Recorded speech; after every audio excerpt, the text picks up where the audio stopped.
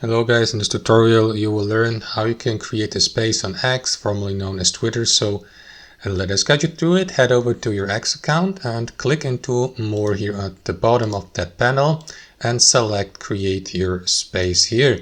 After that, start creating your space. For example, set the accessibility, who can speak, only people you invite to speak, people you know, everyone, so let me go with everyone.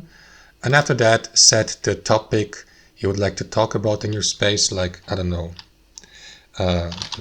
dog owners or something like that. And after that, decide whether you'd like to record your space or not.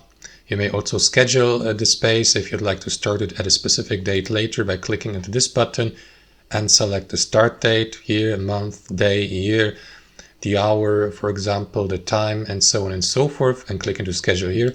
Or simply start it now by clicking to this button.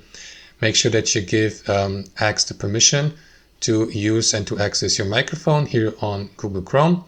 And that's basically it. After that, the given space will start here to the right. Let me just click into Got It here. And as you can see, you're the host here, and you can end the space here to the right, mute yourself, invite more users to it. And yeah, that's basically it. That's how you do it. Thanks for watching, and I'll see you next time.